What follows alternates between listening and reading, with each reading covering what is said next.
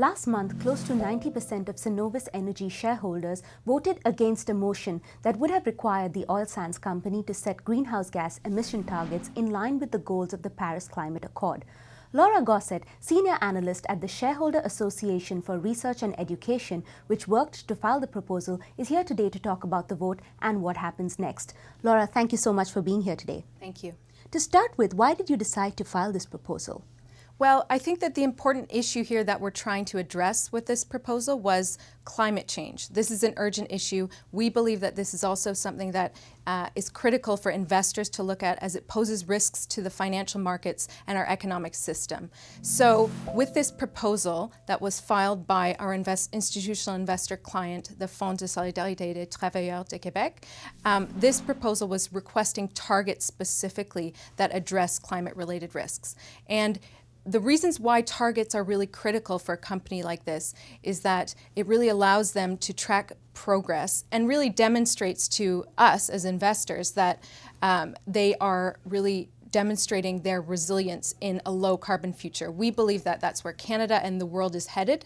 We're going through a transition, and we need companies to be looking at how they're going to transition and be resilient in the future. We also found that other companies in this sector are releasing their targets. For instance, Imperial Oil and Suncor Energy both have greenhouse gas emissions reductions targets that are public. Now, those are not perfect targets, but we do feel that that demonstrates to investors that these companies are taking action to look at their climate risks and manage them for the future.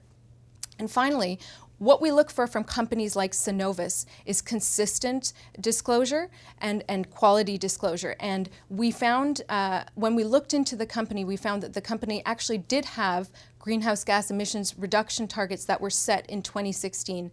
However, those were subsequently removed from its reporting, and there was no explanation as to why, which for us was a red flag. And we wanted to understand, well, if those are not their targets anymore, what are their targets and where are they hoping to go in the low carbon future? Was this an expected outcome? And if so, what happens next with Cenovus? Yes, this would be within the range of expected. Again, this is something that we believe the support will continue to grow, and we hope to continue to engage constructively with the company. We want to see improved clarity from the company on where it's going with its managing its emissions and its climate-related risks. There have been other proposals, similar proposals that received a fair amount of support.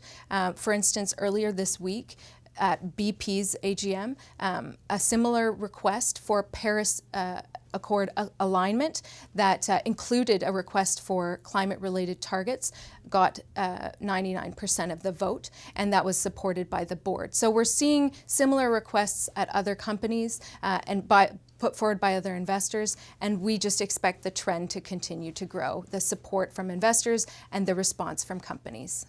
Finally, in Canada, are you seeing companies being more receptive to ESG-related things, especially issues like this where investors bring forward proposals?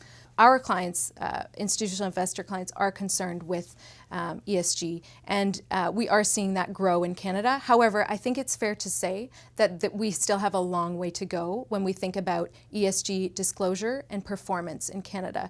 And when we think about climate change in particular, we are really wanting to see, but we haven't seen yet, is a response from companies on climate change that is proportional to the size and the urgency of the issue. Climate change is an urgent issue that we need to be acting on now, and we really need companies to be setting targets, for instance, to reduce their carbon footprints and to shift to a low carbon future. So that's where we're aiming to get to. Thank you so much for joining us today, Laura. Thank you.